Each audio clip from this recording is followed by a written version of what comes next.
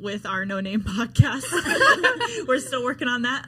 But I wanted to talk about bringing on new apprentices today, and just like the vibes in the studio, we have an interesting one here. Yeah.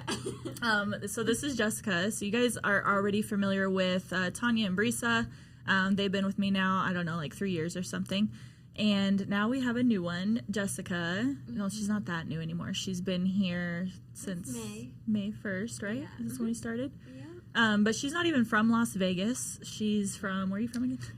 Down the bayou. I'm from Louisiana. Louisiana. Like an hour south of New Orleans. They got gators. Oh, yeah. In your backyard. Is it hot? It's super hot, humid, rains all the time, mosquitoes all the time. But I love the culture. It's so awesome. They have permanent makeup in those areas? No, I have to drive an hour and a half. No, they started, when they first came out, when I first started doing it, I'd have to like drive all the way like an hour and a half to get someone good. But now I've heard that they have several people now. Okay. But I like my girl, so I kept going to her. So, I don't know, like Tanya and Brisa, they were the first apprentices, right? So what were you guys like thinking when I was like, oh, we're going to change up the apprenticeship and now we're going to start offering 6 months? So how did that make you feel? I don't like change. I don't like if anything changes, I'm like, what the heck? And then I didn't even know we were going to do it. And then all of a sudden Amber's like, we have an apprentice. I'm like, what the hell? Like, no one even ran this by me. Like, I don't even, like, what the heck? But yeah. She's all right. Jessica's cool. Yeah. I like her. They'll keep me. It's funny that you say, I'm like, I think it's funny that she says she doesn't like changes because, like, does she know what she was signing up right? I know. Well, I mean, I don't know. I feel like I'm just, like, so whatever, but also I'm like, yeah, because I don't want the vibes to change. Mm-hmm. And it's, like, a good vibe and stuff. It's and, like, you never just really know who's going to come in and, like, mess things up or, like, just kind of not fit. Because I think we have, like, a good radar of people. But there's been some times where there's been some doozies, and we're like, that's freaking weird. We're like, oh gosh, thank God that was only 2 days with that person rather than 6 months. We're like, oh boy. So yeah, Jessica, so what made you want to, well, I don't know, tell us a little bit about your journey. What made you want to get into permanent makeup? Did you even think it through? Were you just like, that sounds fun? I know, right? Okay, so I always had it done, my eyebrows. And then I always had an interest in tattoos. Am I supposed to be talking to you? You can talk to whoever you want. I'm sorry, y'all. I'm from Louisiana, so we don't have all this. No, I'm just going to blame it on that. Well, no, like, I've always wanted to tattoo. I like art and all that kind of stuff. And then finally, I decided to take an online course for body art, and I was loving it. I'm actually still doing it. And then when me and my husband decided to move, I went and got a touch-up for my eyebrows one last time before I would have to leave, and I asked if she knew anybody in the Vegas area because I trusted her. And it's small world. She tells me about Amber, and she was actually took a class from her during her whatever. How like cool her, is that? Yeah, I know. What a small world. So, like, I'm just like, oh, good. Then I have somebody I could go to, you know? And so I'm, like, looking her up once I moved here. And then I see on the newsfeed that there's apprenticeships, which is even better for me because I was actually going to look for a body art apprenticeship. But I was tossing the ideas. Like, I didn't know if I wanted to do body art or if I wanted to do permanent makeup because they both sound cool. And when I saw that they had a 6-month apprenticeship, I'm like, yeah, I could do that. And then she was like, and if we like you, we'll keep you on. I'm like, oh, that's even better.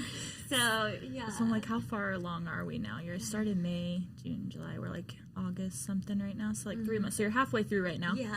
How are you feeling? Is it living up like to your stand? Be freaking honest. Like, okay. Like how do you feel? All right, listen, y'all. It is like, let me compare my first few days or maybe even weeks because it was a little while before I had my first client. I'm like, this is awesome. It's so cool. I love it. I can't believe this is a job. Like, I get to be with everybody, hang out. Like, this is fun. Like, no stress. It's just like, yeah. Then I get my client, and it took me 6 hours. Okay. 6 hours. I sat through the whole thing. 6 hours to draw this.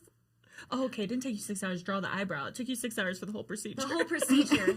But you intervened a lot, so it probably would have took me 10 hours. And I just realized the more the more you get to know, there's so much involved in permanent makeup, which is awesome. Like you really have to know your stuff, like with the color theory, how people absorb certain different skin types, how this all plays into effect. And you have to be really good. Your eye has to be good, like to see if something's crooked or if it needs a little fluff or anything.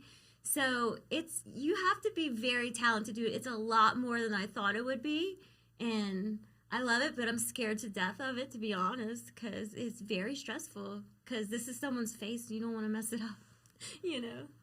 So do you feel like, so 3 months in, it's like, do you feel like now that you would prefer, like, because there's a lot of people out there, right, that go off and just start doing permanent makeup from a 2-day course. They stick in there, they do it. Like, do you feel like that having the team like Brisa and Tanya have also helped out? I needed them. Like, honestly, I went into this thinking it would be like a piece of cake. And then when I went home crying, my first client, I thought I was the only one that experienced that. So, like, the next day at work, I was like, y'all, I cried. And then they all admitted they cried for their first 2. And I'm like, oh, what? I thought they were like, some people throw up. Yeah. I've had people throw up. They're in the bathroom. They're crying. Yeah, so it's like, you need a team. That's what I like the most about us. Like, because I don't know what's going on. Like, I need someone, been there, done that. And none of us know what's going on. Yeah, I know, right? Yeah, it makes you feel normal. Because, like, especially, like, you put expectations on yourself. And then you feel like, I'm never going to make it. But then you have your team encouraging you. And it helps. Because I would have probably backed out a long time ago. But y'all are keeping me here. I know. I think it's like every other day she comes in. She's like, I'm not doing this anymore. We're like, wait, what? I'm like, no, girl. You made a commitment 6 months. You're going to stick it out. I'm going to do it. I'm going to do it. So. Do you feel like in the beginning you compared yourself to like others? So like, to us or I to compared Amber? myself to y'all, yeah.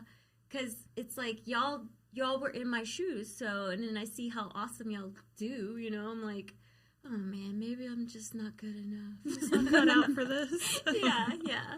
I tell Jess all the time, I'm like, dude, that was me 100%. Or she'll show me something and I'm like, oh yeah, like, and then I feel like you, and it's like, oh, it's just, you don't have enough I'm circles. giving you and then those she does eyes it, right and now, it's because like, I'm like, how many times have you came and like, I'm not doing that. I'm like, I know, that's me all the time. It's because, I'm just like, I'm whatever. I don't care. And then I'm like, the next day, I'm like, so I've been researching for 2 hours and I kind of like it. I think that's what it takes. So it's like, well, a team, which I would never be out there doing this myself. I would have quit. You know how many times I wanted to quit last week? Like, yeah, right? I'm like, I would have done quit, shut down everything, like done something less stressful. But I think it takes like what Tanya was saying, like that drive, like you're up till 1, 2, 3, 4 o'clock in the morning, but you're researching, looking at eyebrows for like 3 hours. So I think it takes like being obsessed with it. Otherwise, it's like if you're not, good fucking luck. Like, yeah, you actually have to really like it, like not just something to get a quick buck or just it's like easy. Yeah. It's not. It has to be like your obsession. So are you gonna stick with permanent makeup? Or are you transitioning to body tattooing? I'm still transitioning. Only I'm not giving up on permanent makeup because I still like it. But I think I want to try incorporating more body art too, because I think that'd be a fun twist to the studio, just to have a little more clientele, like from different backgrounds and stuff. I don't know, it just seems like a lot of fun because I like to do a lot of color and all that kind of stuff, and with permanent makeup I'm limited to lips. I think a lot of people probably hear that and they're like, oh God, like she's going to do permanent makeup and body tattooing. It's like frowned upon. But I feel like, I mean, we were looking at your stuff before you even, came on. I mean, at some point we've all seen it and it's been on practice pads or whatnot. So she hasn't taken clients like in studio yet for body tattoos. But I told her to get through the 6-month apprenticeship and then that we could talk about body tattooing. And I should say this because I feel like with Brisa and Tanya, I was like, absolutely not. You got to focus on one thing. But I knew going into bringing Jess on that was your interest. I mean, that's what I saw your practice mat. Like, I'm like, holy shit, you guys, have you seen her practice mat work with her body tattoos? I'm like, she's so talented. So it's still it's still the same area, but like at least give it a full like running shot before you decide to just be like, no, I'm switching, because I feel like what gets people in trouble is they bounce around a lot and they're not focusing. So it's like, as long as you're taking both just as serious and you're making time for both, but it's like, and deep down, like if you want to focus more on that, and if you do, like that's totally fine. But like you find where that passion is, right? Like it's like, I think some people do like 15 billion things and then they're just not, you see somebody offering traditional and neo-traditional and realism and this, that, and they're not really, your niche or they're not really good at anything. They can just kind of get by doing it all. It's like you want to, exactly. You want to make sure that you're really good at what you're doing. You're dedicating the time to it. Yeah. I think I didn't understand that till later too, and I'm like, oh, they do all these things, but then I'm like, but it's like, okay, you do all of these things, like, okay, when it's, I feel like at least if you're putting out like more quality work, you really just kind of focus on certain things. That's what you're really good at. Yeah. You know what I've had a hard time, like, I don't even know a hard time.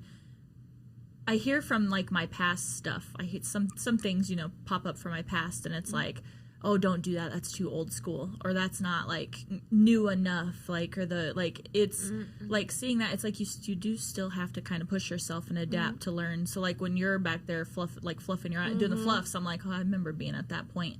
But it's like also too owning and being okay with what you are good at, like, because what you like, obviously I'm really fucking good at wing eyeliner. Like it took many years, but I enjoy it. So it's like getting really good. Like once you are like, okay, I'm good, then you can start playing around with other things. It's like now you got a good powder brow foundation, so now you can start expanding and doing the more fluffy brows and stuff. So we never talked about the vibes in the studio. What am I gonna talk about? Well, I said this. When I saw y'all website, because I didn't know anything about y'all, and I'm like, oh my god, they look like they're actually you think about it? I thought it looked like a tattoo parlor. And I could see the style and all that. I was so excited. I'm like, this is where I want to be, because it's not like a spa or like. And nothing against those, but I love spas and stuff.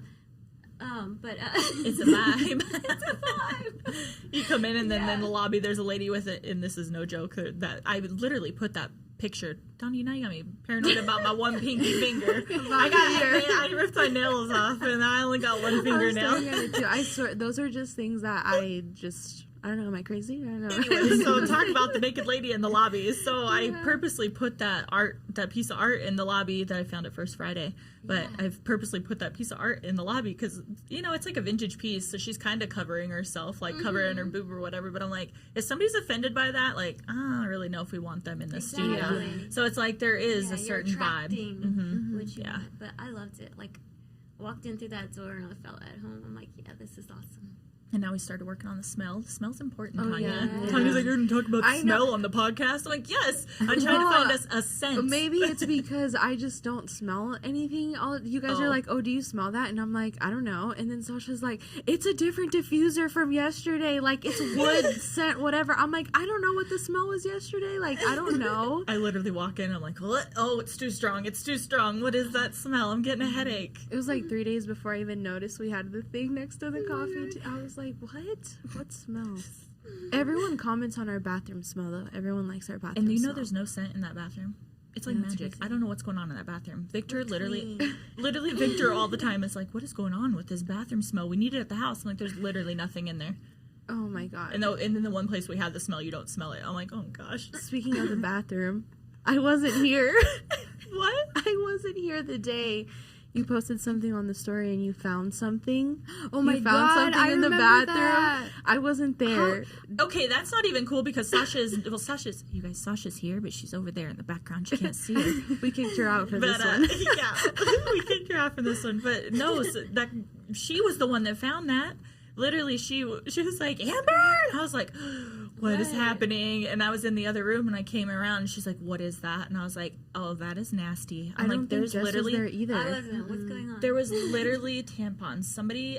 And they like hadn't been there. Like two used ones. We like have plastic. cleaners that come, so like they clean that bathroom really well. Like I'm like, there's no way. Like that had to be from that day. So one of the clients that day. So I started in my head. I'm like, who was in there a long time? But there was dirty used tampons underneath the bathroom sink. and I hear, I said, sink in the cabinet? no, under, you know how like the cabinet, right? And then Yeah. there's like a little like cubby hole or I something. checked. Did you watch the story? No. My first thought was like there was a dude in there and he was not trying to not get caught up, so he's hiding these tampons and he's like, where am I gonna dump them? Miss Amber Red's bathroom. That's never gonna get caught. I'm like, I think there was a boy there. there was that a day. couple dudes that week. But what throws me off is Why that would they have that there? we take that trash out every single day. And I know I took that trash out the day prior, and I did not see that. So I'm like, at what point? All I know is Sasha needs a pay raise because she didn't even fucking sorry. She didn't even, I'm like, apologizing. She didn't even flinch. She literally was down on her hands and knees. Already had gloves on before I could even, like, speak. Yeah. And was down there pulling them out. And I was like, I'd be all right, get it, girl. Like, you got this. Like, you know, from the back. Like, I was like, there's no way. I would have had to second and pause. Like, I don't know if I could have. Nope. So if you come to the studio, don't mess with the vibe and put your tampons in the bathroom. Because we work really hard on that scent. Well, the girls do. Yeah. Sasha and Amber do, but Yeah, we want the that whole was vibe to so be right. And that vibe was not right. not the vibe. It's not the vibe. All right, well. Oh my gosh. Thank you guys for joining us for this interesting episode. We're going to cut it off there. Let's welcome you guys to our next one, and hopefully that didn't scare you away, but we'll see you guys next time. Bye.